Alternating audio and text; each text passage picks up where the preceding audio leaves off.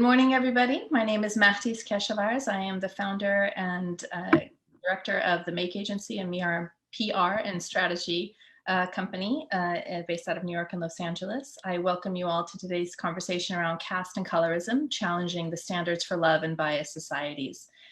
Many of us spent the past few weeks binge watching the global phenomenon known as Indian matchmaking.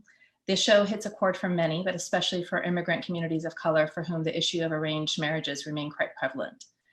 In the shadow of the discourse around the show, two other reckonings have been taking place. Those following the news in the US noted a Cisco employee in Silicon Valley has been suing the company for failing to protect him against intercaste discrimination at work.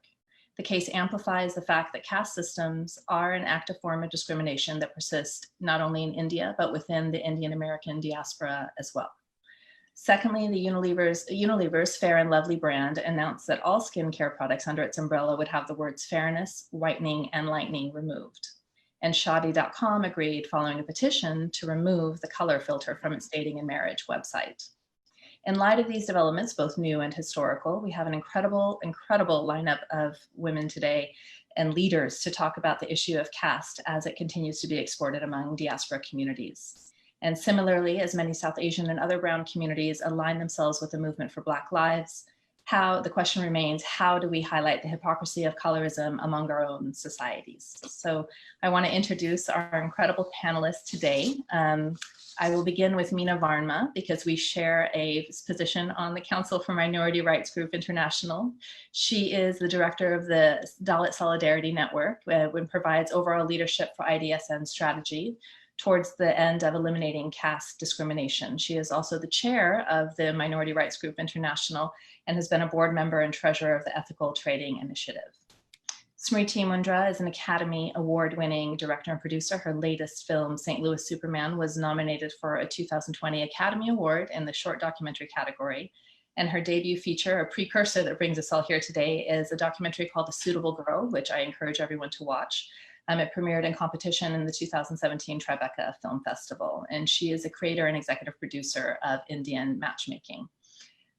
Christina Donoraj is a corporate professional with over 12 years of experience working and living around the globe. She is also a consultant for women and minority-led initiatives focusing on social justice, self-determination, and collaborative models of scholarship. She is currently an advisor for Smashboard and was formerly the co-founder of the Dalit History Month Project and a volunteer for Dalit Women Fight.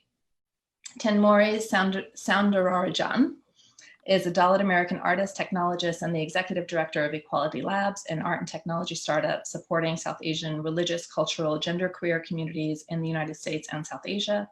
Through her work, she organizes communities to fight impunity, state violence, anti-Blackness, caste apartheid, and religious intolerance. I welcome each of you, wonderful sisters, to this conversation.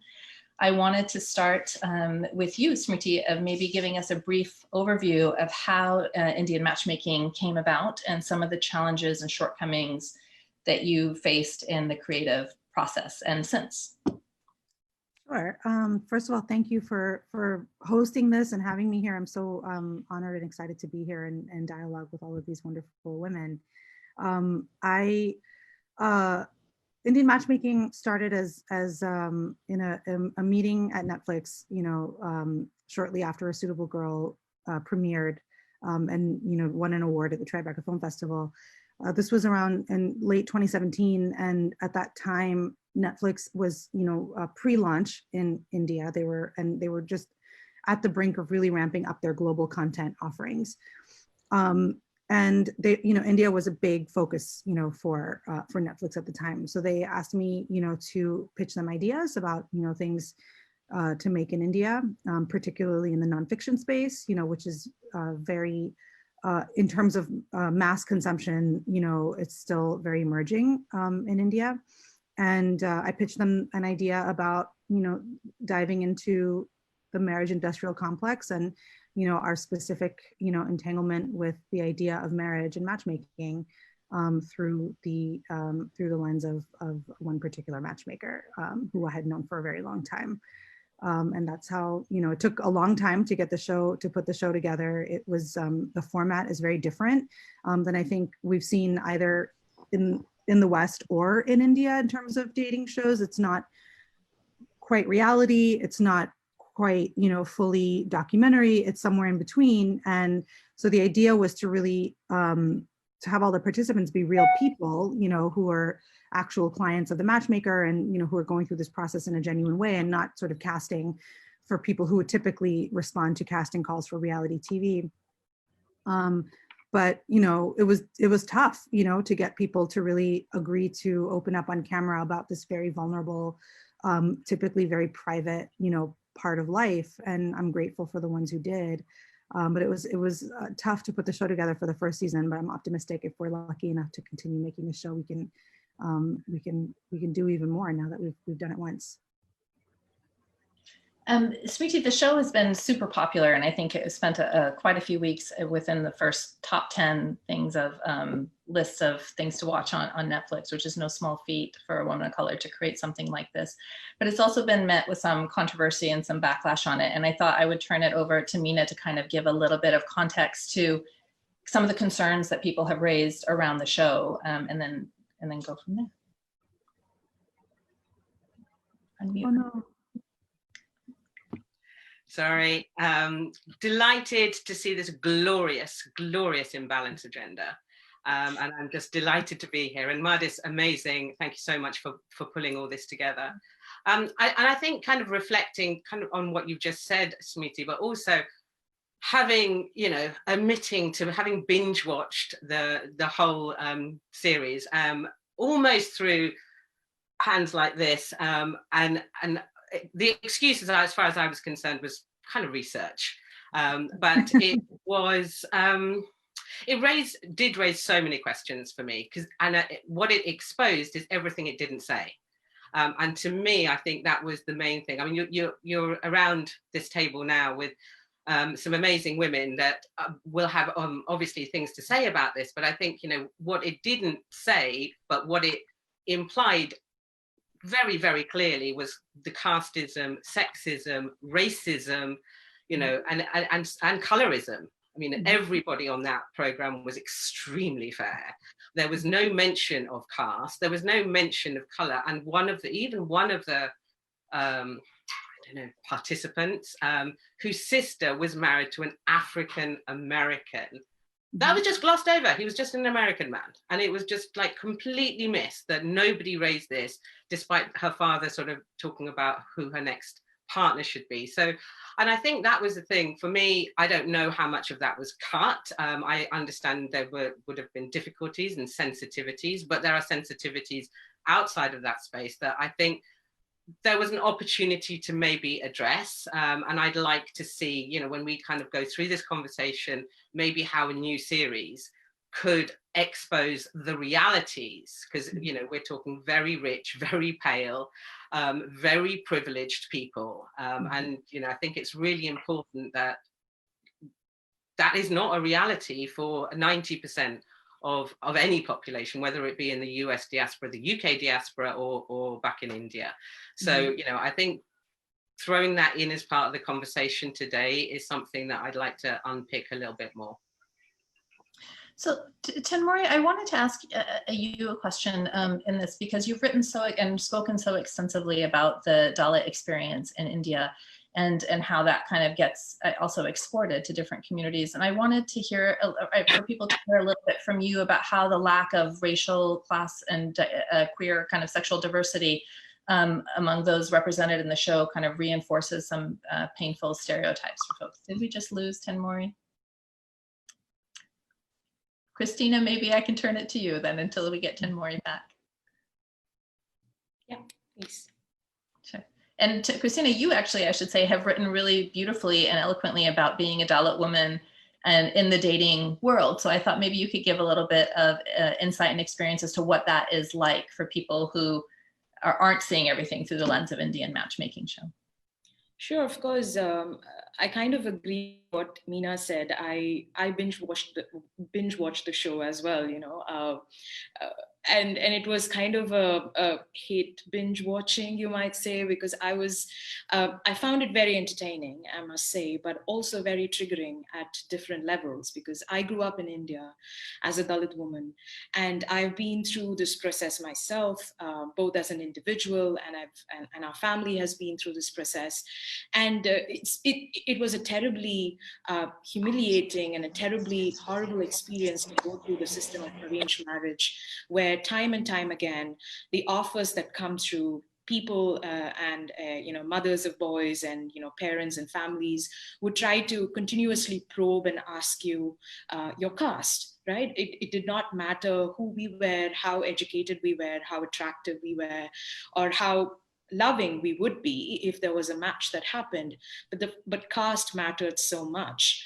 In fact, I wrote about this in my Twitter thread, where there was this one time when we went through this process, and the mother of that boy was very happy with everything that we had spoken about, and that entire interaction happened on the phone. So there was no way in that time, there was no way for them to, do a Google search or find us on Facebook and to understand where we came from.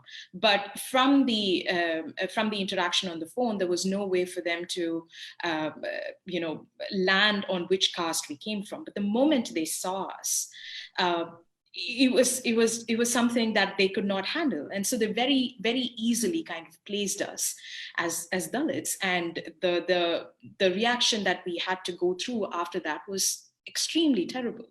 And so what happened to me when I was watching the show was, it was entertaining because I was getting a peek into how the rich gets married, how the upper caste gets married, what kind of, interactions happen, how funny they are, mothers ordering mimosas and all of that. All of that was fun to watch. But on the other side, it was an extremely triggering experience because it took me through a spiral of the experiences that I've had. And quite, surely a lot of my sisters from the same community would have gone through similar experiences as well. Mm-hmm. Secondly, one thing that I wanted to ask you, and I've been following some of the ways in which you've been reacting and responding to the criticism that has come in the form of, articles and writings and Twitter threads. And in one reaction, you had mentioned how it was Seema's world. And as Meena rightly pointed out, there was no one who was not pale-skinned. Clearly, there was no one from a Dalit background or from a Muslim background or from an LGBTIQ+ background. And the way you had responded to that was, it's Seema's world, and it would seem extremely, inorganic to bring someone in and ask her to find that match for that person. But what I felt when I read that reaction from your side was, why was it important to tell Seema's story? Because when I was growing up, I was constantly being exposed to movies and pop culture that did not talk about my story, that did not talk about my people. So there was no way for me to relate to those movies or those stories. And so 20 years later, we are still looking at a show that is so not diverse. We are still looking at a show that chooses to focus on upper caste, Hindu, pale-skinned people. So why was it so important to you to talk about Seema's world, or to tell the story through her eyes? First of all, thank you for sharing all of that. And, both for you and Meena, I hear everything you're saying, and I respect everything that you're saying, all the observations that you made about the show. I think, just to answer your question directly, Christina, the reason that, why it was important for me to make the show about Seema, pretty simply is so I could smash the door open for you to make your show, or, whoever, for other people. So we have not had nearly enough South Asian representation in media. Like I grew up in the 90s where we were grateful to just have Apu on TV, just to see anything that represented our background. And not much has changed, in the 20 years since, as you pointed out. I think, I've examined, the South Asian experience, through independent documentaries. But I think what I've learned, in my experience, is that once something succeeds on a large scale, it can open the door, it can at least open the appetite, you know, for more content, more representation. I knew there was never going to be a possibility for me to put everything, represent all of, you know, the entire South Asian, the entire diasporic experience in one show. There was production limitations, there was, you know, all kinds of reasons, you know, why the show was ultimately made the way it was. But my hope is that now that the show is successful, one, that it starts some long overdue and very necessary conversations on a large scale, which I feel is happening. You know, there's been a lot of articles written about the show, and the reason I very deliberately, you know, engaged with the critiques of the show even more so than the praise of the show is because, you know, I want the whole point of this, you know, in its imperfect, messy way, was to facilitate the conversation, you know, that we need to have around casteism, colorism, sexism, all of these things. So, you know, the fact that that conversation is happening, the fact that there's, you know, NDTV has a 3-hour special prime time, you know, about examining marriage and examining all of these issues, you know, the fact that there are families, you know, that I've heard where, because multiple generations are watching the show, they're talking about, the young people are, you know, in conversation with their, you know, elders and their parents about some of these ideals, you know, I think that was the point. And I completely hear and respect the perspective that the show is very narrow and limited, and also very, you know, perpetuating, you know, the same representation that we've seen over and over again, whether it be from Bollywood or, you know, the same sort of idea about what Indian is, meaning North Indian, Hindu, you know, upper caste, etc. But for me, I took the opportunity that was in front of me in hopes that I could open a door for more storytelling from people who have lived experience. I made the show from my lived experience, you know, from a world that I had access to and understood, and try to expose within that, you know, as much as I possibly could. But I hope that the success of the show will one, sort of open up the nonfiction market, the commercial nonfiction market, in India and in the diaspora, so that there are more storytellers can come and, you know, share their stories and their perspectives and more nuanced stories and things like that. But I think we had to start somewhere, you know, and I had an opportunity and I took it, you know, for that reason. And then in terms of, you know, all of the journalism and all the critique that's happened around the show, I 100% welcome and embrace it. And I've been engaging with it and sharing it, you know, on social media, because, you know, the praise is the praise. The show is a hit, you know, like people are watching it, you know, that but for me, you know, with whatever sort of platform and voice I have, it's important for me to facilitate and create space for the deeper dialogue that needs to happen as a result of the show, including being here and speaking with you. And I'm here as much to listen and learn as I am to share, you know, about my perspective and my experiences. So yeah, I mean, I think, you know, the hope is that this is one season of one show, you know, in a space, you know, that is starved for representation. And I hope that it'll open the door for a lot more storytelling, and that goes far beyond me, you know, that where it can be more people with their lived experiences and their authentic stories can now have, you know, an open ear, you know, at a place like Netflix. I'd like to ask Thenmozhi to kind of respond. You yourself are also a transmedia creator, and I think that you can give some kind of response as well. Hear your thoughts. Yeah, you know, J-Beam, and good morning and good afternoon, everybody. I mean, I think the thing that I'm just really struck by is that, you know, I've also been a woman of color in Hollywood, and I know how hard it is to produce content and get it through, particularly when you are dealing with executives that don't understand our context and are primarily white and have their own exotic, self-orientalized, you know, versions about who we are, right? But I think at the same time, stories have a very deep power, and they reflect back to who we are as a people. And they also reflect the possibilities of what we can go to. And they also are grounded in a context. And I want to go back to a little bit of what Christina was saying, is that there is no way to talk about love and romance and marriage in an Indian context without looking at the fact that our society is being ripped apart, is at the edge of genocide, primarily because we are in an unbridled moment of Brahmanism.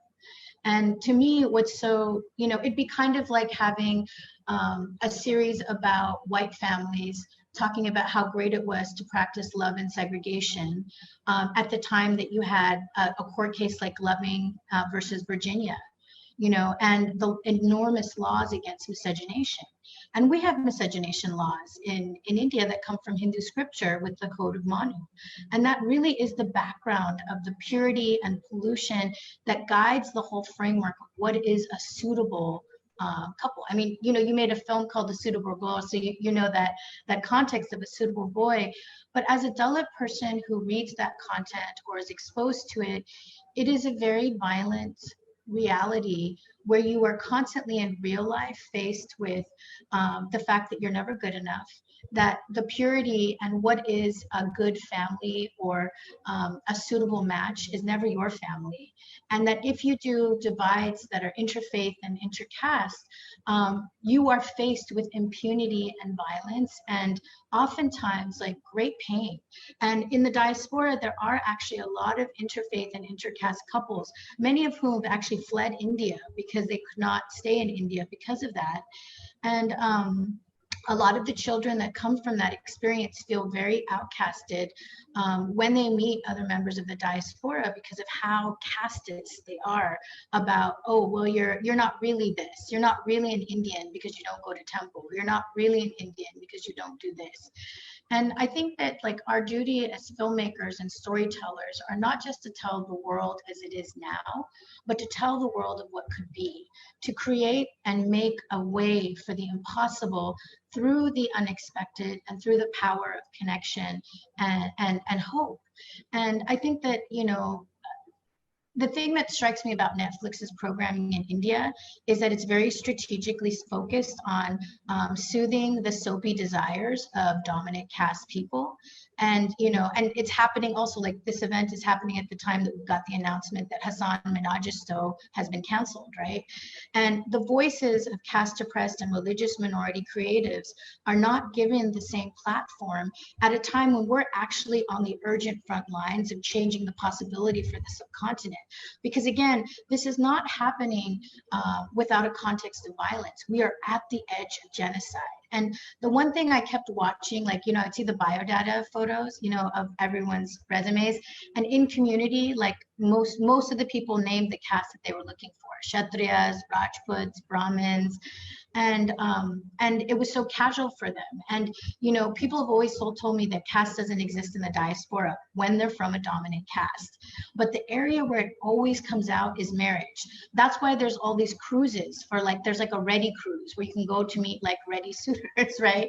Or there's like Brahmin socials where people will be trying to find and meet people.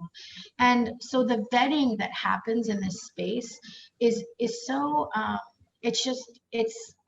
it's actually core to like how we need to remove caste, because in many ways, like Dr. Ambedkar, the Dalit thinker and writer of the Indian Constitution, he talked about how caste and gender were linked because of endogamy. And that in order to remove caste, we had to really address at the core level how we build families, because families themselves are the most casteist institutions.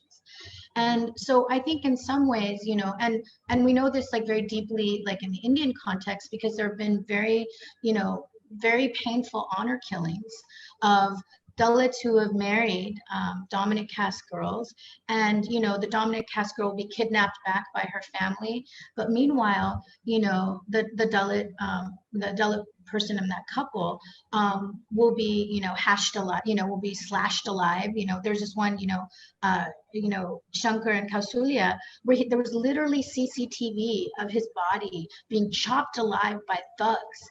And not only did the people who did it go free, but there was no resolution. And so that's the violent context that this is happening from. And I think that, when you look at arranged marriage, it doesn't really satisfy anybody. You know, it satisfies the need to be able to hoard wealth and to keep the families pure. But there is a diminishment of the humanity of people involved because they're not making choices that aren't, you know, choices of compromise. They're also denying the humanity of so many of the people that they don't want to see because of the purity piece.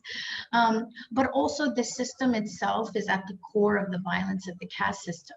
And that to tell a different story of how people brave the journeys to cross caste and to cross faith divides in a time that is so fraught with violence, which is, you know, the genocidal moment that we're in. That's the story I wanted to hear. I wanted to hear how hard it was for people to date and be afraid. And I think about like the Sikh character who, you know, was told over and over again about why she wasn't suitable. I mean, she was so beautiful. She looked, you know, she was competent. She was a great mother. And the fact that within the caste system and within the properness of suitability, she was like a bad match. You know, or even the character who was from a family where they were survivors of domestic violence and the shame he had to talk about, you know, that domestic violence. But that's actually also part of the patterns of violence of caste. And I think that's why, like, I feel like caste becomes this thing that where we don't talk about it, we carry so much violence and pain and enmity between each other that it's literally tanking the Indian democracy right now. And in many ways, I feel like we need stories that, you know, let's have soapy stories. I'm not saying that everything needs to be, you know, a dark documentary that is like intensely taking apart like the you know, the development of authoritarian states. But I think even in the ways that we tell stories of relationship and intimacy, there is a very fragile moment that many people are trying to traverse, which is, how am I authentic?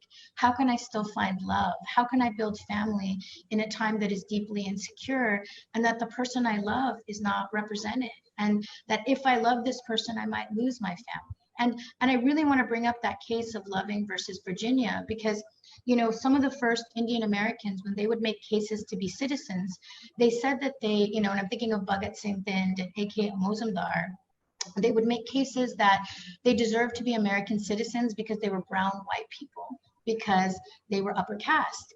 And Bhagat Singh Thind said very, you know, very succinctly that I know I would support miscegenation laws. Because I would never marry or be with someone who is a Mongolian, like, you know, Adivasi, you know, essentially, like I would never marry someone who's indigenous. So this is really a beast that we have to really confront in ourselves about what it is for us to love in the face of genocide. And how do we show up better as humans so that we stop dehumanizing ourselves? And that when corporations dictate this conversation, they're going to dictate to like who their like algorithm says is the most viable marketing group, right? But I think as storytellers, we can follow a different drumbeat that says, I want to tell the story of what we can aspire to. I want to speak to the pain that's here, but also move us to different possibilities. And I think that's where I think a lot of the critique and the pain from queer and Dalit and Muslim and Christian people was coming from, is that we will never be suitable under the caste system, but we are the right people to love if you want to be free. I want to go for a question that we've gotten from the Facebook group saying, asking it might have been better to explicitly mention to viewers before they watch that the show is supposed to start conversation. If that is the stand creators maintain, it becomes misleading and quite normative, a representation that can be taken at face value. And was there an opportunity or discussions, Smrithi, for people to kind of give kind of a warning? I know that the process of making this was not an easy one for a number of reasons, but was there talk of contextualizing? To be honest, there wasn't. The show was made, I think now that the show is sort of become this like global phenomenon, we're looking at it through the lens of a global phenomenon. It was the mandate when we made the show was to make it for an Indian and diasporic audience. You know, that was what the show was for.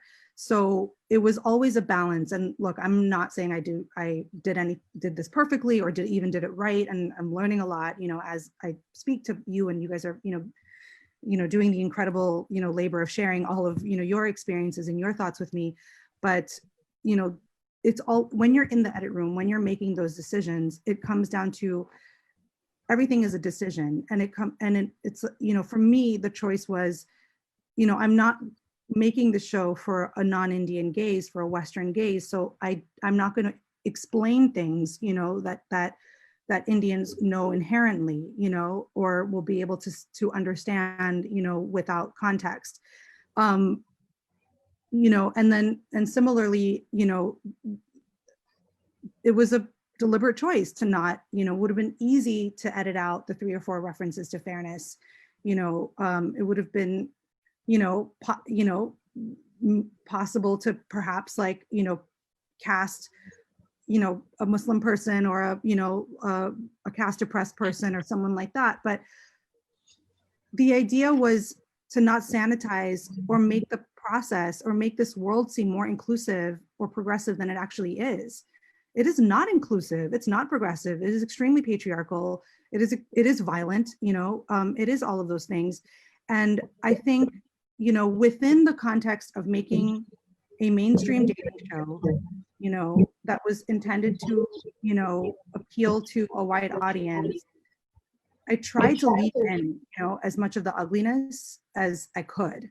And also, the sort of the fun and the aspect of it, and leave it to the audience, again, with the intention that it was going to be an Indian and diasporic audience, South Asian and diasporic audience primarily, to see for themselves the limitations, of the system that we've created and we hold so tight to. The idea was to show the tension between someone like Seema, who holds on to, traditional regressive values sometimes, and some of her clients, who struggle with adopting that. And I think for me, it has been a journey, of deprogramming a lot of things that I've internalized over the years. I am not at the end of that journey yet. I don't think I'll ever be, and I think that's true for a lot of people. We come from a history of colonization. We come from a history of, violence and oppression, and, even amongst ourselves, patriarchy, all of that stuff. And I think it's going to take time, to unpack and deprogram ourselves of that.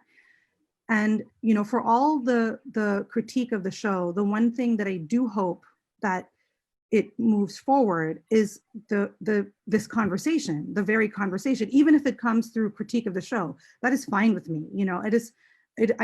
I'm absolutely fine with the show being critiqued, and with very valid critique, if it moves this conversation forward, if it opens up, more eyes in people who have had the privilege to not engage with these conversations around caste, around patriarchy, around, colorism and all of that, who've had the privilege to be blind to it for their entire lives, including me. I have had the privilege of being blind to this for a huge part of my life. But if the show can push those conversations to the forefront in mainstream media, news, journalism, conversations like this, then at least maybe the next thing that comes out, whether it's the next season of the show or the next show that comes out, that is a soapy, mainstream show about the Indian or diasporic experience, can be more revolutionary than my show could have been. So Meena, I'll let you respond. And then Christina. I really do hear what you're saying, Smrithi, and I understand you had the constraints and stuff. I think the show really did bring to the fore the sexist attitude, quite honestly. I mean, the way that the women were treated by Seema compared to the way that the men were treated, who were allowed to have their 150 choices, whereas the women were allowed to have 1 or 2 and had to be flexible. There was no way those women could just be them. Going into whatever match that was going to be successful or not successful. So I think that highlighted that quite well. But the constant battle we have as campaigners on caste discrimination is that all we ever hear is there's no caste discrimination, especially amongst the diaspora. That's what we hear, because it's always the people that actually are doing the discriminating who say that, not the ones being discriminated against, and they never hear those people. And I think that the problem is everything is reduced to caste blindness. And people don't see it, or they just pretend they don't see it. And honestly, the non-Asian population, and this isn't just an Indian phenomenon, you know, we're talking in Nepal and Bangladesh and Pakistan and Sri Lanka, but the non-Asian population aren't going to have a clue if on that discrimination. We see this from the fact that the Cisco case basically says, well, we didn't see anything, and we haven't got any policy against it. And this has got to widen up that sort of conversation. We know, we, the converted, and know what is happening. So let's do something about it rather than keep burying it under the carpet. And I think this is a pivotal point now, both in the US, but also in the UK, where the diaspora population has been campaigning for years for legislation, which we got on a statute books, but now is being threatened with repeal. So what, are you just saying it just doesn't exist? Even after 13, 14, 15, 20 years of a Dalit population saying it does, just because you haven't experienced it. And I think there is something that we need now to do to take that forward. I mean, you know, Thenmozhi was talking about all the point in history we have within India, but for me as well, this is a point in history with the US diaspora, the UK diaspora, the diaspora across the world, because we're taking the caste discrimination with us wherever we are, and it's got to stop, really. And I think, you know, we need to come together to make sure that process starts to happen. Yeah, Christina, perhaps you can add. Sure. No, what I wanted to say is, you know, you mentioned, Smrithi, about how Netflix wanted to have a show for both the Indian and the diaspora, Indian diaspora audience. What I wanted to highlight is that we are very much part of that audience too, right? We are viewing the show, we are consuming the show as well. And by we, I mean people who are Dalit, who are dark-skinned, who are Muslim, who are Christian, who are non-Hindu and non-upper caste, and non all of those profiles that got cast on the show, right? And so how is it that we can be okay with a show that is racist, that is sexist, that is casteist, and have this a very significant triggered population watch it, consume it, digest it, put up with terrible messages that are being exchanged between people, all for the sake of having a good woke conversation at the end of it. Right? I mean, I get what you're saying. I hear you when you say that this show has somehow opened the door for conversations, and that conversations are happening between families. But we've been talking about this for so long, as well, as Meena rightly pointed out, as Thenmozhi also was talking about. This is a conversation. I mean, caste is a 3,000-year-old system, and the kind of resistance and resilience that our people have been putting forward has been huge. And those of us who are active on social media are talking about it, writing about it. And so these conversations within families should already be happening. We don't need a racist, sexist, casteist show to trigger these conversations at the expense of people who are being humiliated in the course of it, right? So this is where I'm having trouble understanding how is it that this significant population is not being taken into account when a show such as this is being made, and this ugliness is being shown to all. I mean, won't we think twice, thrice before having a show that's terribly racist and terribly, as Thenmozhi mentioned, having white families talk about segregation and all of it, and still go with that show because we want to have woke conversations about racism within our families? Caste is such a huge, corrupt, inhuman system, and we are all victims of it. We are all being affected by it on an everyday basis. I mean, the reason why we are being so polite and we are sitting and having this conversation is that the rest of the time we are so angry and rage-filled and constantly in a place of being humiliated. Because the kind of experiences that we are facing time and time again, regardless of whether we are part of the diaspora or in India, of course, those of us in India face a lot more, is just huge. And it happens on an everyday basis. We don't need another show to remind us of how horrible it is, right? Yeah, I mean, I understand completely what you're saying, and I hear I hear your anger, and I understand, you know, I validate everything that you're saying. I think it's I don't know how much a dating show can dismantle what you're talking about. Can it, you know, I took this on, you know, in hopes that it would start a conversation. So we, you know, can be more aware, those of us who have been privileged enough to pretend that this violence doesn't exist, or it's, you know, something that happens in the margins, or, you know, this conversations about fairness and this and that are you know, just innocuous. You know, the hope was that now we can, and the patriarchy and the sexism and everything can be brought to light, so we can, people who have not been having those conversations, you know, I completely understand that there have been a lot of people, you know, who have been having those conversations, but people who have been able to shield themselves, you know, from that and ignore that, and, you know, and maybe in many cases, you know, have been so insulated that they didn't even know that those conversations were happening, now have to confront those conversations. Is it perfect? Absolutely not. Is it enough? Absolutely not. Is it regressive? Is it hurting, you know, more than it's helping? That's something that, you know, is up to you to decide. You know, I don't have the answer to that. I did the best I could within the scope that I had, you know, and even in the aftermath of the show being released, you know, in terms of trying to amplify these conversations and foster, you know, facilitate these conversations.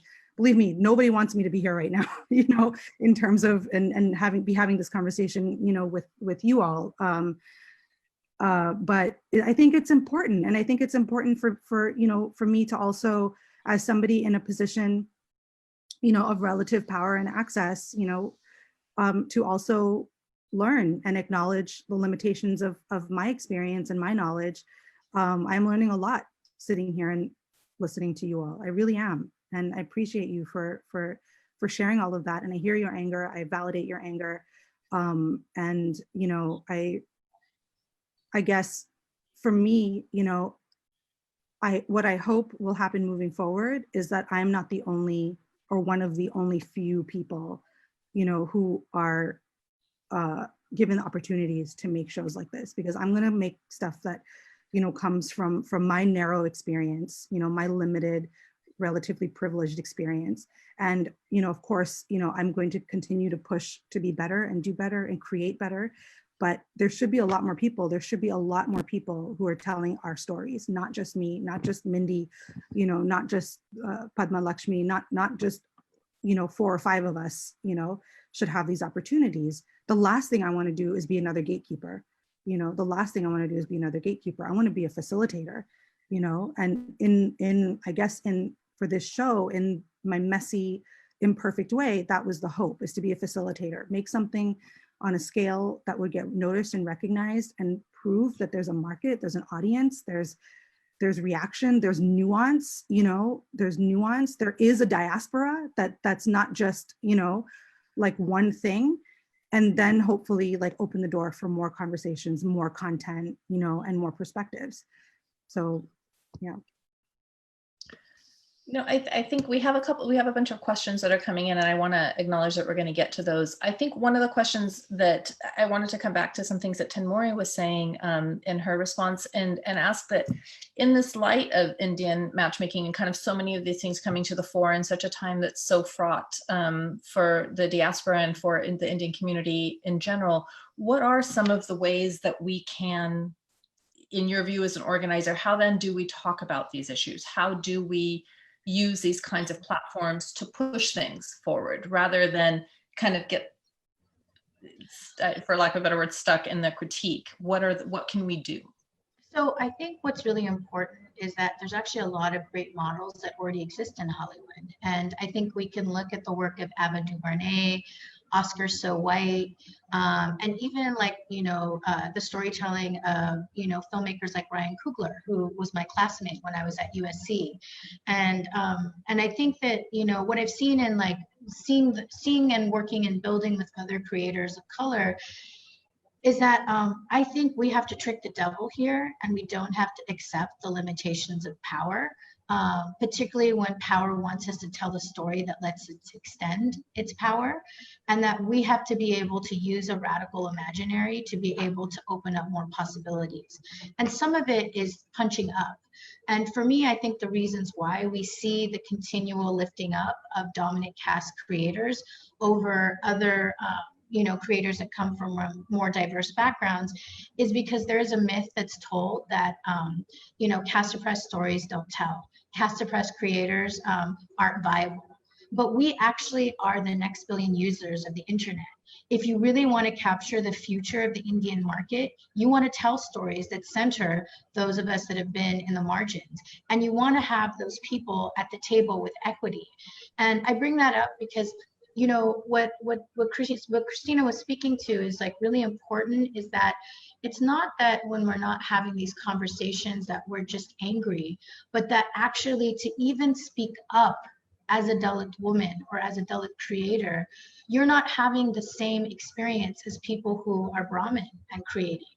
Every single time each of us opens our mouth, we are faced with rape threats, we are faced with death threats, and we are faced with a constant attempt to deplatform us from our ability to speak truth to power, or even speak hope to power. And myself as a filmmaker, I actually put down my camera because I've got so many rape and death threats, and there was so little protection that myself and my team had. I just couldn't deal with it anymore. And I wanted to think about creating in a different way that didn't have such violent stakes for me and my family. And I always think about that because while I'm creating and still making art, I was pushed out of an industry because there was no protection for a creator that it was a Dalit filmmaker. And I think that's what I'm saying, is that I feel like, I understand everything that you're talking about. The challenge is like when you're in the edit room and you have to think about how do you create like an achievable arc and the stories that you have to tell. And not one filmmaker was responsible for a casteist, white supremacist industry, right? And I also faced, growing up in the diaspora, I always think it's funny. I was telling my friend this.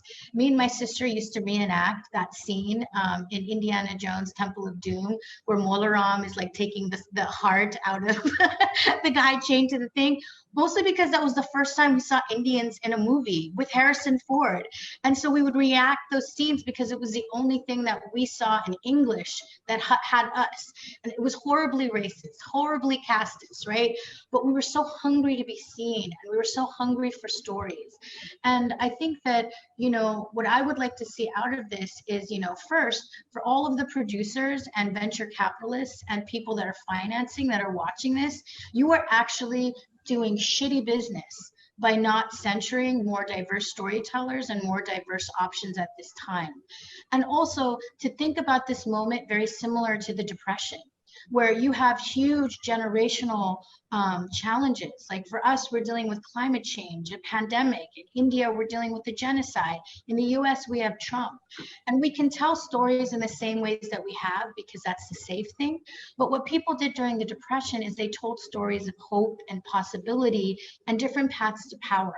And I feel like that's actually what we need right now. Like I feel like when I talk to people who I know who are dominant caste, who watch that show, they don't have the same reflection that you're having about it. They actually don't think that, they're not even having a woke conversation. They're like, oh my God, that's so right. Look at my auntie doing X, Y, and Z. Even Aparna, the character that's in Texas, Texas has a Democratic candidate who is a Hindu nationalist that's running for office. People don't see that contradiction because they don't see their own biases. And I feel like oftentimes our discussions of caste are waiting on the discomfort and the learning curve of dominant caste people. And that's too slow of a freedom time curve for us. Because while we're waiting for that discomfort to fall away, while we're waiting for people to be able to will it be this cognitive workshop that people go that will change? Every day we are seeing 3 Dalits murdered, 2 that are raped, 2 houses that are burned every day. And I would ask any person if that's an acceptable statistic for you to wait for the people who are oppressing you to feel comfortable for this conversation, as opposed to us saying, fuck that, we're going to seize the ring of power and we don't want to be like this. And I say this as someone in the diaspora because I have seen the most ludicrous things that people in the United States say about caste, to deny it, to shove it under the rugs.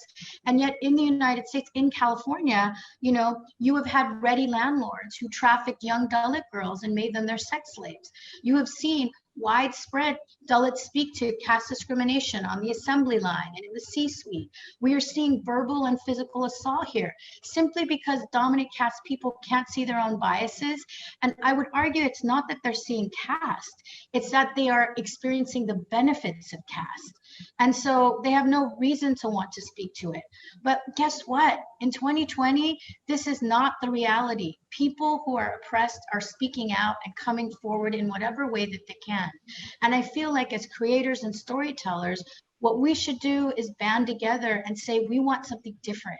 We want something that is liberatory. And again, like, I understand, like, the genre of this is not like, you know, we're not going to tell like Russian style documentaries of the rise of authoritarianism. I get that. But even within the soapy, I think that there's a lot that we could share. Like, for example, it would be really powerful to see in the diaspora, you know, a Dalit and trans couple try to find their way and communicate. How do you share with your family, you know, the fact that you're with a trans man? Or I think people would love to see, like, you know, a lot of people have expressed to us that like 40% of Dalits in the United States face, you know, rejection in romantic partnerships once they tell the dominant caste family's members that they're Dalit. I would love to see a couple that like traverses an intercaste and interfaith possibility, you know, and not to say that all of those relationships end happily. A lot of them don't, because it's so hard to buck a structural system in your family, which is one of the hardest pieces. Seeing that possibility actually opens it up and paves the way for more of it in our material reality. And I guess that, you know, for producers that are watching, for venture capitalists that are watching, telling these diverse stories is actually better business than keeping the status quo. Because honestly, if your platform doesn't speak to caste oppressed people, we're going to go somewhere else. And think about the fact that in just India alone, we are close to 280 million people. That is larger than, you know, that's like 3/4 of the American population. Why would you throw away all of those users? And why would you throw away this moment to lead a cultural conversation? And so I just think that there's a lot of things that we're not always being the most strategic about, and that in many ways I feel like it's a really great time for you know, creators to come together and strategize, and then not let them divide us, like in terms of the producing room. Really lift up each other whenever we can be lifted up, and also not assume the assumption that telling Brahmin stories is the only way to go. Because, you know, if you think about this moment in terms of South Asian, you know, representation, we have Mindy Kaling's show, we have, you know, this series, and then we have the BBC show, you know, retelling of A Suitable Boy, right? And in each of these, there is such an erasure of so much of the diversity of the diaspora, particularly when I'm thinking of Mindy Kaling's show. So many people were triggered by this show, you know, and, you know, particularly because there's such a celebration of Tam Brown culture, and Christina and I are Tamil. There is a reason why Tamil Brahmins faced a movement in Tamil Nadu to be kicked out because of the centuries of violence. So could you imagine like a plantation show where people are like, yes, I'm so excited to be like a plantation descendant? That would not be a thing. But, you know, these conversations become more than entertainment, particularly in this year, because we have a Brahmin senator who is now the vice presidential nominee for the Democratic Party.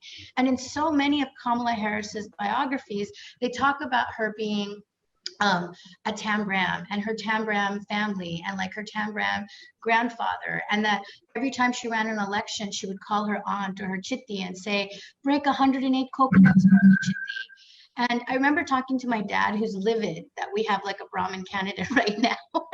And he said, I was like, Dad, what do you think about this? And he's like, he's casteist. This is absolutely casteist. And I was like, why do you think it's casteist? He's like, do you think a Dalit can call the priest to break coconuts? Well, they would actually break our heads for even going into the temple. But why is someone who's running on a platform for justice talking about a casteist practice to get her in the office? And also that she's senator of a state during the time when the most historic case against caste discrimination has been brought forward, and she's not said a single word. And it makes no sense because she had no problem wiping the decks with, Biden about his position on busing. Well, as a Dalit who grew up in California, who grew up under cities that she was the AG for, where I was in the streets around her position around police brutality, I want her to do better because it's not about representation anymore. We actually need to be able to pivot people into positions where they're actually holding our issues close. Because I don't want an Indian in office if they're not going to speak to the issues that matter to me, like immigration and caste discrimination and racial and policing and violence. And yet I think it's a very Brahmin position politically to go into a place of power, to just simply get into power and then never do anything with that key of power. And I guess that this is where the power of audiences as movements really have an ability to pivot this moment into a more collaborative understanding of the stories we need to get out of this moment that we have. And Thenmozhi, I think you hit on something so critically important, not just I think for the Indian community, I think, but for all Absolutely. POC communities. I mean, I'm Iranian myself. We also have our own issues around arranged marriage. We also have major issues around our anti-Blackness stance and positions that are hugely detrimental to our communities, both within the country and outside. And I think that you're posing a question that's really critical because part of that is some of what's happening right now, which is us having the opportunity to speak to Smrithi and her being open enough to hear it and be held accountable for what we see as shortcomings. But what I think is also really critical for us to do, obviously we won't solve it in this conversation, but to really say, how can we as women of color hold our communities accountable while holding ourselves accountable too, towards our positions of anti-Blackness, towards our positions of lack of inclusivity amongst the diversity of our voices and our own communities, and those are things I think that we really, all of us have to reckon with, and the kind of the place and the time that we're at. And I know Meena's been a little bit quiet, so I want her to give her a chance to say a few comments as well and respond, but I also want to turn to some of the myriad of questions that we're getting in. But I want to really pinpoint that what you're talking about in reference to Kamala Harris's, candidacy, that's really a critical point, that she may be a woman of color, but she's a woman of color that comes from a certain type of privilege, and she's in a unique position to play both sides of that in this country.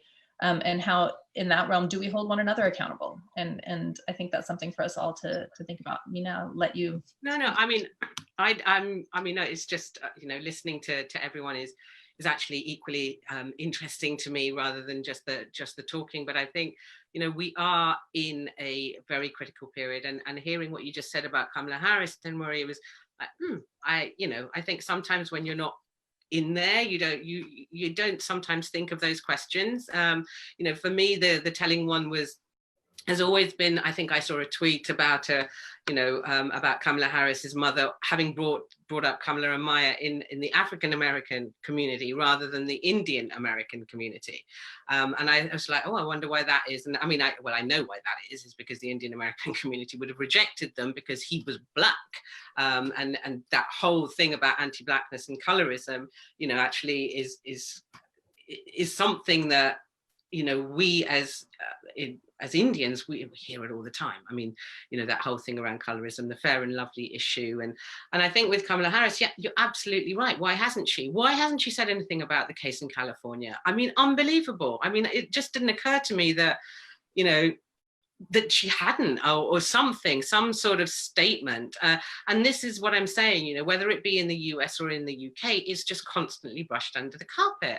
We just don't hear, and all you ever hear is caste discrimination doesn't exist, as opposed to, here it is, it's happening, what are we going to do about it? We need to address it. I mean, and every time we say about caste in the UK, we're still saying, look, one case of caste discrimination is enough to say that it exists. You know, and we have legislation. Why aren't we implementing that legislation? What is it that is holding people back from having a legislation that will protect someone's human rights? It is beyond my ken that this is an issue when we've got it there. It was agreed by Parliament, and yet we're still at a situation where we're trying to keep people happy, and we know which side is being kept happy. It's not Dalits. You know, we're not trying to keep Dalits happy. We're trying to keep the other side happy, the anti-legislation side, the one that is worried that the caste is associated with Hinduism. So therefore we don't want our reputation risk. The fact that the whole hate speech dialogue and discussion is being turned around. So it's not about the hate speech that, you know, we get on social media, that Dalits get, you know, the caste hate speech, etc. It's now suddenly the Hindus are accusing us all of hate speech against them because we're trying to introduce caste discrimination legislation, and it's anti-Hindu, and it's just, I don't know. It is, like I said, it's beyond me that this can continue to be something that is allowed to be hidden, and we call it hidden apartheid for a reason. So, you know, it's just, I mean, I would be interested, Mahidas, to hear some of the comments on Facebook, because I think, you know, obviously we do have quite a wide audience out there, and I'm not sure how many, you know, if we know how many are watching, but yeah, I mean, I think, you know, me and Christina and Thenmozhi do, I mean, the rage shows and the commitment to this cause, it is a cause for me, and it just makes me so angry that we're here in the 2020s and we've got this issue still happening, and ignored. Yeah, well, I'm gonna open up to some of the questions that are coming in, and I encourage people to kind of submit their questions now. But one of the questions, and it brings us back to the show, actually, Smrithi, is to tell us a little bit more about the caste composition of the people who worked on producing the show. And I think that's actually a very interesting question for many. So, yeah, the show was commissioned by a South Asian executive at Netflix. On the actual producing team, there was 4 of us on the executive producer level, sort of key decision maker, creative level. I was the only South Asian one on that level. Our actual crew, shooting crew, was, you know, more diverse. You know, there were, we had, of course, our team in India, you know, we're all, we had an Indian field producer and, you know, all Indian crew in India, of course. In the US, you know, we had a more diverse crew, but not many. I don't think we had any South Asian people on the crew. You know, and that's something hopefully that will change in the future. and I know for you, whether it's right to bring up or not too, but you also had major life events while you were in the process of doing this. And yeah, I gave birth to my son on our first day of production. So yeah, that was, and yeah, I can't imagine the challenge. I can't imagine the challenge. On the road 2 weeks later. That's quite a bit. There's also a question, again, for you, Smrithi, is like, did the story spring from a personal story? And if so, then this was not the baby you just had. How are you? Can you say hi, Isabel? Hi. Hi. Can you wait for me? And if so, if this came from a personal story and the interrogation of your own experience and how you have or haven't confronted patriarchy in this arranged marriage construct, that may have been an important discussion about your framing. I'm not sure that's a thing. I'm not sure where the question was there. What I mean, how much of this kind of, I guess it's more about if you talked a little bit more about your own experience. And whether it came from a personal experience and whether you examined that experience. I mean, it was from my perspective. I wouldn't say it was entirely from my personal experience. I mean, you know, there are many people on the show and they have different experiences. You know, I don't necessarily know that it wasn't, you know, this wasn't like an author documentary, you know, it wasn't like, I'm not Michael Moore, you know, so I'm not on screen talking about these things. So, you know, the idea was just to examine these things through the specific stories of the participants on the show. You know, but yeah, certainly like in the sort of promotion of the show and in doing interviews and talking to people about the show, you know, I try to make it clear, baby, gotta be quiet, that's over there. Try to make it clear, you know, the perspective that I'm coming from, you know, the narrow and quite privileged perspective that I'm coming from, you know, and also like many of the participants on the show, the world of the show, you know, I think that's, it is very narrow, and I've never purported to speak for, you know, an entire population or an entire diaspora. You know, it's impossible to do that. Yeah, I mean, I think the context is important of who's telling the story. And it's also important to know whose story is not being told, which is, I think, what we're talking about here today. Yeah. There's a question from Ria Modax that's saying she'd like to, Meena, Christina, and Thenmozhi would love to hear your thoughts on the face reading scene and how it perpetuates Orientalist exotic notions of India while also hiding the casteism of these traditions. I'm going to hand that one over to Christina for the moment. Well, I don't know what to say to that, to be honest. I've never been through that kind of an experience, probably because I come from a Christian sort of an upbringing. So I don't know. I guess I would probably bucket it under one of those regressive practices that a lot of families still have to go through, whether it's face reading or astrology. I think she also consults with an astrologer where he talks about how they would be compatible, including in bed. And well, I mean, all that I can say is that it just depends on what you believe in. And some people tend to use that as an excuse to say that someone is not compatible with me, and that could potentially have casteist underpinnings too. In all, I think for me individually, I'm not able to respond much to it because I haven't been through that experience myself.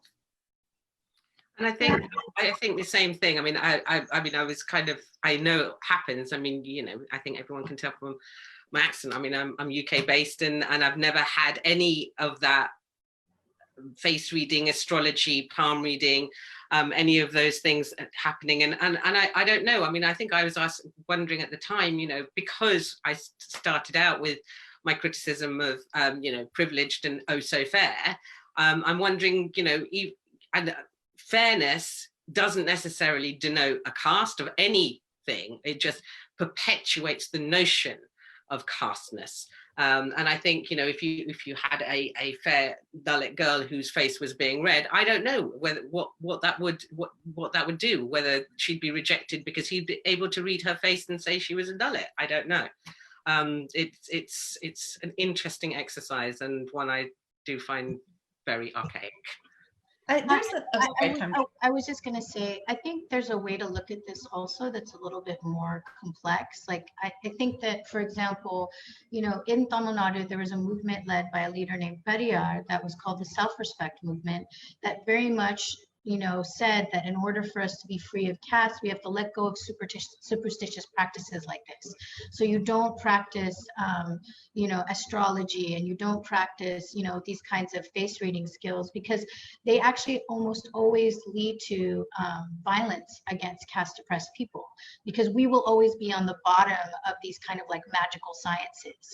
And it really brings to mind to me like that whole study in the early 1900s of criminal anthropology, where there was a phrenology where people would study a face to see if there was a way to show physical traits of what would make someone a criminal versus like what would make someone like more apt to be a person in society. And you know, magically, of course, like the people who were coming up with that science were white, and they privileged, you know, white features over African and indigenous features, right? And so for me, like when I saw that scene, it just reminded me how fraught it is when we go into, you know, some of the mystical traditions, whether it's Ayurveda or the astrology or these other pieces, and why Dalits have actually left those practices behind because we couldn't afford the violence that was accorded to us. And even with like Vedic astrology, like, you know, there's this idea of someone being a manglik, where because of the stars, you're like unmarriageable. And so what people will do is like they will marry you to a goat or to a tree so that you get your bad marriage juju so that you can then marry, you know, nicely. And, you know, actresses like Aishwarya Rai had this thing, right, where she famously married a tree before she married her partner. But I think that like those aren't the things like in a just society where everyone gets to choose who they love and that they get to experiment and fail in love. You know, you're not going to go to some like old uncle that is using some archaic, you know, discriminatory practice to tell you if you're going to be good in bed.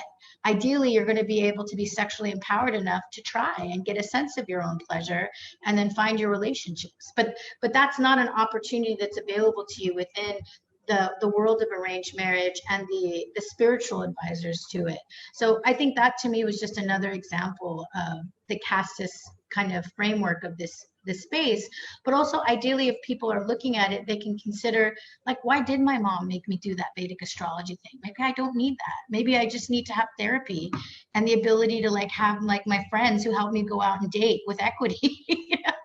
You know, that could just be like the way to go. You know, do you want an uncle in a dark room looking at a photograph of you and telling you when you're ready for marriage? Absolutely not. You know, what if you're polyamorous? You know what I mean? There's, I have I guess a two-pronged question, one of which is a bit of my own. One is the Guyanese Nadia is so popular, I think, and so many people look at her as like, hey, she should have no problems without having to go through the arranged marriage process and things. And yet she, in many ways, in terms of her commitment to culture, was so much more Indian than so many of the women that were profiled by kind of her interests and things. Yet she constantly was aware of her Indo-Caribbean background and how that was a detriment to her. And was that in part because her caste is not traceable, because her family's history has so long been outside of India? Is that part of it, is one of the questions? And the second one is the money question that I think everybody asks, why, how much does Seema Aunty get? How much does she charge? And I guess my question to that on top of it is dowry legal in India? And is that part of the reason why maybe it wasn't included?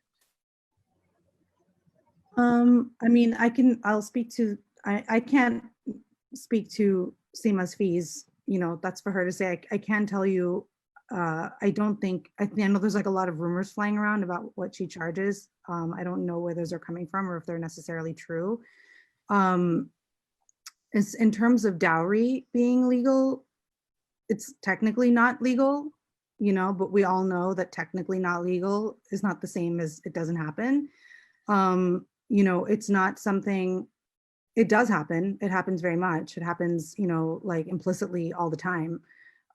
It's not the reason that her fees weren't, I mean, disclosed or anything like that. That's not the reason, you know, why we just didn't disclose her fees, because her fees are always changing and they vary, you know, depending on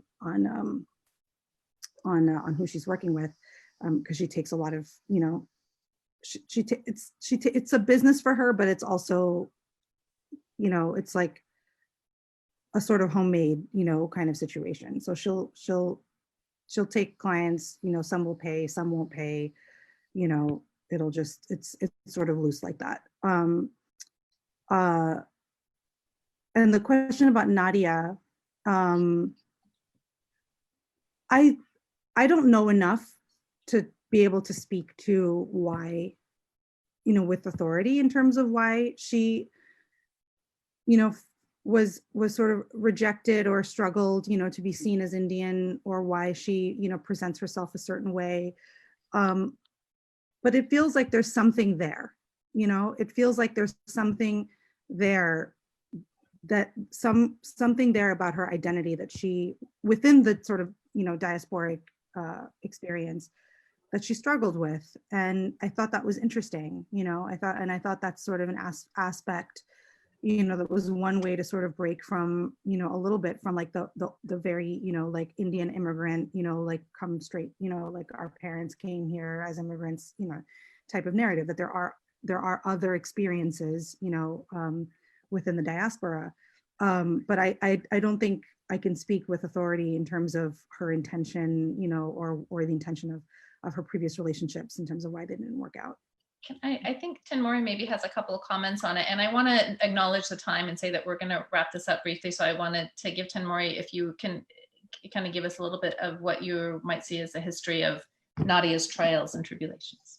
So I think, you know, not knowing Nadia, but knowing a lot of the caste history of the indentured community, a lot of indentured women face a lot of relationship struggles more than indentured men because of Brahminical patriarchy. Because, you know, the woman is really how caste purity is kept. And so if you know, most people who were indentured are actually Bahujan, you know, because there was that old prohibition when you crossed the water, which was the black water or the Kalapani, you would lose caste. So many people who were forced into indentured came from the lower castes already. And in California, there is a group of, you know, Chamar families who were Ravadasya, who were indentured and they immigrated into California. And the thing that was so interesting, which, you know, really mirrors Nadia's experience, is that the men of those families had no problem marrying, you know, dominant caste girls, but the girls staggered for grooms because people thought they were impure or they weren't, you know, it wasn't just that they weren't Indian enough, it's that they weren't, it wasn't that they were casteless, they were actually casted because of being in that frame of the indenture. And I think that, you know, there's a lot to be said about seeing how caste travels, especially for twice migrated people, like those that are Indo-Fijian and Indo-Caribbean.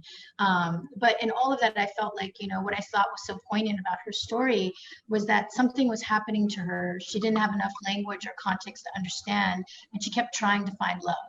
And, you know, some of how the people were treating her had nothing to do with her. It had to do with their own caste biases and their own religious biases. And that was so painful and poignant to see, because she looked, you know, she was an amazing woman. You know, she had like such a great spirit, and there was things she kept trying and she kept hitting a wall. And I feel like that it's that miseducation that if we actually had greater conversations in the diaspora, we'd actually have much less harm between ourselves, but also more possibility. And so I was just really struck by her story, because I don't think she knew that history, and I don't think she knew that she wasn't alone in facing that rejection, and that it wasn't about her not being Indian enough. It's that she wasn't caste privileged enough, which is a really different equation, you know? Even though in the US, she seemed to be economically privileged. In that yeah, but that's not the equation here. What is suitable here is that you are continuing your caste purity lines. That's why so many of the community data points were like, I'm looking for another Rajput, I'm looking for another Kshatriya, I'm looking for another Brahmin.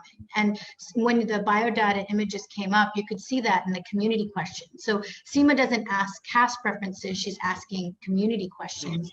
So when you look at that, you see that right away, that this is the viewpoint that they're looking at. I was also fascinated by her when she was showing, when you showed her entering a room, and how she would introduce people so much with their first and their last name, when she was just Seema from Mumbai. And it was pointed out to me that part of that is also kind of to give an implicit information in terms of the caste and like the background that they come from. No, is that accurate as well, or in terms of how it happens? I'm not sure that Seema from Mumbai would necessarily. No, not that she never introduced herself that way, I should say. She didn't introduce her first and her last name, but when she was introducing other people, she seems often to say their first and their last name. Absolutely. No, I think, you know, within those, you know, everyone will know just based on your name. And I think, you know, that designates your caste. And if it doesn't, then people ask you enough questions to find out what it's going to be. I mean, literally, they will delve down. So I will always have that question. It's like, where are you from? And I don't know if everyone's seen that even on a little Twitter video, it's like, no, where are you really from? Because I always say, oh, I'm from the UK. And then I'll say, well, I'm from London. And then I'll say, I'm from South London. And then they'll go on and on until they have dug deep enough to be able to work out exactly where you're from, which town, which village, which area, which state in India. If they, you know, and that's what people want to know, because then they can unravel your caste from that. And it really does play a massive part in everything. And marriage is just the ultimate. I mean, I think, you know, even in social sphere, in the political sphere, in the economic sphere, everything is touched by caste. As often, I think women also, as you're pointing out, bear the brunt. There's a question that says, why is it that women were told to adjust? And that was normalized in the show, and people asking for matches in their community was normalized in the show. The marrying within communities, how the separation of caste comes from in villages, and intercaste couples are killed in village, and this is normalization of marrying within the community. I would add on to that kind of just to link it back to that, but in a more superficial way too, is that Rupam she's a physician, no? And that wasn't really addressed. And when it was such a big deal. And then when she entered to show her family in New York and all this pressure that was putting on her, what would be suitable and how she had to tone it down, you went in, you said, wait a minute, your sister's a revolutionary who's bucked the system, and she has a beautiful interracial family. Which I took the point, but it was really interesting, but kind of why it is that women were constantly told to adjust. Because women are constantly told to adjust, whether it's explicit or implicit, constantly told to adjust. And that's the reality of the role of women, or the expected role of women within, Indian patriarchal structures. It's the reality of the role of women everywhere, whether you're single, whether you're married, whether you live in the West, whether you live in the East, whether you're, not Indian in, professional setting, within your family structure. Once you're married, women are constantly expected to adjust. And I think for Seema, a lot of this stuff comes out as a fact, and her biases get revealed, as opposed to her being explicitly, stating them, the fact that, she did tell Vyasar also he needs to adjust, the man. But it happens a lot more with women, and that reveals a bias, that exists in our society, that women are told to adjust constantly. And if things are not working out in terms of finding life partners for women, the diagnosis is always, well, you need to adjust more. I think, what we tried to show is the counterpoint to that, which is women rejecting, that notion. Specifically someone like Ankita, even Rupam, like for all the matter of fact, things that Seema had to say about her, in terms of her, it was going to be difficult for her to find somebody. One, this is like, I think this comes back to the what you brought up earlier, Matis, with the Fair and Lovely. If we just take the name off of it, does it change anything? Actually, the product is still the same. The implicit, intention of the product is still the same. Just because we call it now Glow and Lovely, does that actually change anything? Or does it just make us feel better about it? And it was the same thing with Rupam. I mean, Seema said to her face, it's not like she said something behind her back. She said to her face, you were divorced with a child, it's going to be harder for you. It's going to be harder for me to find somebody for you. Do we think that doesn't exist in Western culture? Do we think it's like not harder, for single mothers in Western culture to find companionship and life partners?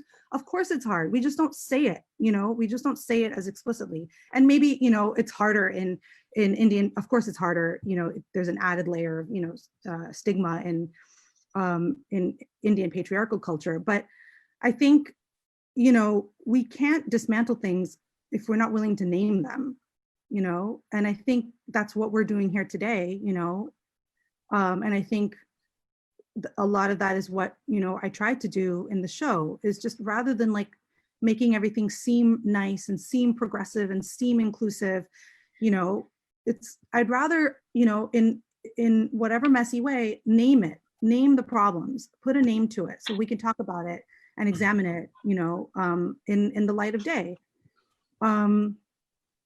And in regards to, Rupam's brother-in-law and his appearance on the show and why it wasn't made a bigger deal of, honestly, I think people think we have a lot more control in documentary and reality TV than we do. He didn't want to be a part of the show. Her sister didn't want him and the children to be a part of the show for their own personal reasons.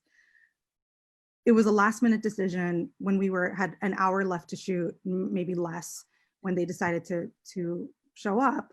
And so we filmed with them, and that was it. There was really nothing more to it, you know, or there was no more intention behind it than that. It was just a practical thing. And, you know, we thought at least subtly, we used that footage because we thought subtly it was important to at least show, you know, like show the hypocrisy, right? Like there's, you know, that on one hand, you know, you're told, you're sort of drilled, you know, into this idea that, you know, what you should marry within your community, you should marry within your community, or there's like a stigma around, you know, even though Rupam herself, you know, was divorced and, you know, has a child, somebody else who is divorced and has a child is judged, you know, like it's, I think there's a lot of inconsistency and a lot of hypocrisy within the way we think. And that was a subtle way, you know, to demonstrate that. And again, this is not to cast judgment or to shame anybody, because we're all a product of our upbringing, a product of our environments. We cannot see what we cannot see, you know, but once it's in a TV show and everyone's talking about it, maybe now we can see more, you know, and we can evolve out of some of these ideas. I want to acknowledge a time in that we're running out of it, and actually have 26 minutes ago run out of it. So I appreciate everybody staying on for longer. Just in terms of last question, I want to hear your final thoughts on these things. And I think very specifically, I would say what we would like, if they're hoping that you get a season 2 and that it can encompass and include some of the comments and visions and things that are here too. I think we'd love to hear, I would love to hear from the panelists what you would like to see as shows like this inevitably get a season 2. And one is how much sway you think you might have, Smrithi, over season 2, how much influence you may really have in terms of the casting and the way it's executed, and hoping that you do have a lot more say over that, what we can as panelists might want to see from that, and what you would like to see from it too, Smrithi. So I'll let the panelists go first, and then and end with Smrithi, if I may. So Christina. Sure. So what I want to reiterate is that arranged marriage is the vehicle that endogamy, caste endogamy takes. And I think it's an absolute truth that we need to acknowledge, we need to understand. And like mentioned earlier, caste is a huge problem that those of us, you know, 260 million of us and more, 280 million of us and more in India, as well as in the diaspora, are struggling with, are dealing with, are being challenged with on an everyday basis. We don't need a show such as this to keep reminding us of what we are facing, to keep triggering us, where we are constantly being told that you're not good looking, or you're not good enough, you're not attractive enough. My article about, you know, Swipe Me Left, I'm Dalit, was very much about what it means to be Dalit and woman, and to go through this process of finding love, or finding your partner. Of course, I'm very happily married now to a fellow Dalit man, but the process that I went through was horrible for me. And I wouldn't wish that on any of my Dalit sisters, but unfortunately, it keeps happening. So with this understanding in mind, I'm not sure about a season 2, but my call would be for not just Indian shows like Indian Matchmaking, but for all kinds of show that are India focused, to really take into account those of us who you don't think of when you're strategizing and when you're planning, you know, what shows will be a hit. That we are also part of that population who's going to consume it, and it is of great importance to keep us in mind when you are making these shows. I think that's where I would leave it. Yeah. Meena. I don't have much to add to what Christina just said. I mean, she just put it so well and so articulately, and I don't think actually it's just bearing what Christina is saying about bearing us in mind. Actually, it's not about bearing in mind, it's involving, it's talking to, it's having the strategizing moment with those that are constantly excluded and made more excluded by such programs.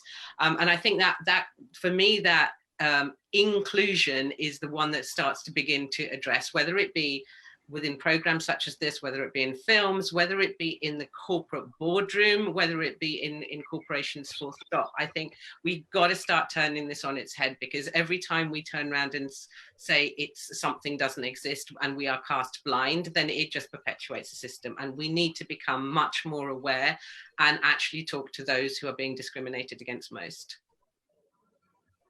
Thenmozhi. Yeah, I think that there's actually a lot of hope in, I think, this conversation, because if you even think about being able to have a conversation like this even 5 years ago, it would never happen. Bollywood itself is such a casteist industry, and very rarely do caste oppressed people get to talk about the stories we want, the kinds of production processes we want. So I feel like this is really a huge step forward, and I really appreciate Smrithi and Nidhi for you creating this opportunity for us to brainstorm together. And one thing I was thinking about, because obviously we want more Desi creators and we want more diverse Desi creators. So if there is a second season, one thing I thought could be really interesting would be to open it up from the lens of arranged marriage and just look at love Desi style, because there's just enough storytelling in that could actually hit all the soapy points that I think draw people to this story, but then don't get stuck on some of the angles that are so painful related to caste endogamy. I remember, growing up in California and dating and feeling utterly horrified. The guy, there was a guy who was really wanted to come and tell me that he liked me when I was an undergrad. And I didn't even let my friend finish the conversation. I just ran from one part of the campus to the other because I was mortified and so shy, and also didn't have a model of someone who looked like me, who was Dalit and South Asian, who could talk about, sexual experiences, could feel empowered about the tenderness that you feel about when you're trying to approach love. And also because I was so afraid, I was really afraid of ever interacting with anyone who was Indian American that was dominant caste, because I was afraid that I might have a love connection with them, but that they would hurt my family or they would hurt me. And so I just it was just such a place of fraughtness because there wasn't imagery around it. And I think that being able to look at some of the diversity that's missing here could actually be added into a second season if we take out the lens of arranged marriage and just look at the topic of love in the diaspora, and love across all of these different divides of class and language and faith and caste, and see how people are trying to find a way where there hasn't been a way, and in a context that makes it so fraught. So I would love to see that. And I think also, to just pick up on another point that Christina was saying, is that, this is actually a manufactured problem. The fact that there's such a lack of diversity across stories from creators of color, and even within South Asian stories that we only see dominant caste creators, it's a manufactured problem with producers that actually have a lack of imagination of what would sell in this market. And again, I just want to tell people there who finance projects, it is bad business to ignore 200 to 300 million people. It's just bad business, particularly because our communities are new to the internet and will actually be longer consumers when we see ourselves reflected. And guess what? When we see ourselves reflected, we don't want to be seen through stereotypes. We want to see fully realizations that where we're complex and grappling with our moments, and also find hope and possibility. So I think that it's really important for creatives that are listening to not accept the terms that are being given to us by producers and finance people, and to find ways to trick the devil together, which means I don't think it's responsible for one filmmaker or one producer to change a casteist and white supremacist systems. I think we have to be crafty and utilize audience power and collective understandings of where we want to push stories to go, and then hold the line together. And we know that in Hollywood, people have banded together in different moments like this, whether it was around the targeting of, creatives during the Red Scare, where people were brought in front of hearings for being linked to communism, or in other moments where, I remember talking to this really amazing Black organizer in Hollywood, S. Pearl, and she talked about how Black actors and producers would organize around the tremendous racism, and that people that were that were Black actors who would be playing maids during the day would actually host the opening of plays written by Black playwrights in their garages, and create audiences where people didn't believe that there should be audiences. I just think we accept a lot in order to be able to have representation, but I think we deserve more. And we deserve to be able to ask for everything in the ring of power right now, and to also ask for the world to be a different place. And stories are the first place for that. And that's why I really, I really want to thank like the candidness of this conversation. And also like Smrithi, I really hear you about saying like, I did this so that there could be others that follow me. I did this. And also there's a case for observational documentary where it's about, I want to show people who they are, warts and all. There's an artifact of the warts and all, right? And I also think that in a moment that is as politically urgent as the one that we're in, I think we can also push ourselves as creatives, as producers, and as financiers to say, we need to not just tell the stories of where we are now, but of who we can be. Because when we start to drop our privilege, we might, people I think are afraid, like, am I going to lose my structural access? And I actually think when you drop privilege, you gain your humanity. Because in this process, we are so diminished and we lose so much of our humanity that we don't even know. That's what caste steals from us. And what I would love to see is like ways we could start incorporating stories and larger mythologies that show who we could be in a future where caste is utterly annihilated and we are all free.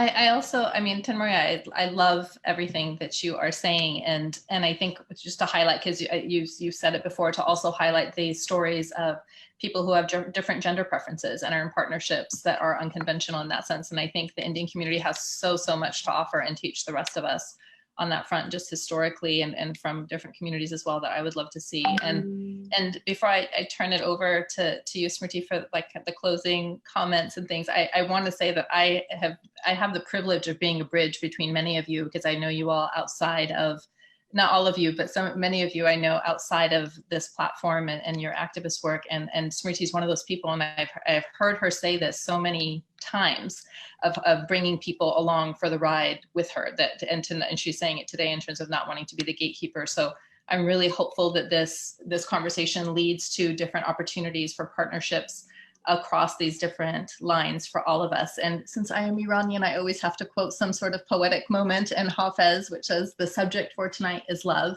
and for tomorrow as well. And I really feel like that has been shared in this conversation. So I will turn it over to you, Smrithi, to make some final comments, and we can wrap it up from there. I just want to thank everyone for all of your comments and your insights. It's truly valuable. It's helping me with my understanding, which, recognizing, the platform that I do have, which is not insignificant. It's important for me, to hear you and absorb what you're saying and move beyond my perspective and my narrow understanding of the world. So, I'm here to be pushed so that I can push. And I just appreciate everything everyone was saying and all the questions that came in. And thank you, Mathis, for putting this together. Thank you for doing it. Also, I think if there are things, I should say, I don't know if there was a question still of what we can hope to see from season 2. Is there a season 2? Is that still in talks, or? Not officially yet. We'll see. We haven't gotten official word yet. I think it'll be a few more weeks before we know for sure. We'll, like I said, I'm going to push as hard as I can. It's when you're working within a studio system with other partners and, other voices at the table, I can't do everything.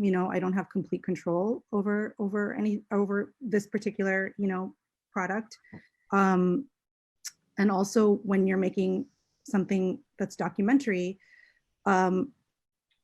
there are aspects that are hard to control, like who is willing to be a participant on a show, what I'm hoping is that now that, the first season is out there and people are able to see what, the format of the show is, the structure of the show is, all of that. And I have been seeing this. There's been a lot more people who have been reaching out, asking about a season 2, interested in participating in a season 2, who are from much different backgrounds than what we had in season 1. So I hope that the first season was, our attempt at kicking the hornet's nest, and, the next season we can, push the conversation further and push the, what we see on the screen even further. So fingers crossed. Thank you. Christina, Meena, Thenmozhi, Smrithi, thank you, thank you, thank you. There's a comment that I love here that says someone needs to green light love Desi style. So Lena, I agree. And I thank all of you for taking the time and for sharing your experiences, both painful and thoughtful. So thank you for all of it. And I hope that we can continue to have these conversations amongst ourselves and amongst all communities of color as we hold ourselves accountable moving forward. So thank you. Have a wonderful Thank you. And make sure everyone follow all these wonderful groups, the International Dalit Solidarity Fund, Equality Labs. Christina, you have to tell me and Smrithi, your Twitter handles so people follow you. Yeah, I'm on at CastleChris1. And I'm at Smrithi Mundhra everywhere. And I'm at Dalit Diva. And also just wanted to say J Beam and J Savitri, which is how we close our Dalit gathering. So it's really powerful for people to step into our world. So thank you guys. J Beam. Bye. Bye. Bye.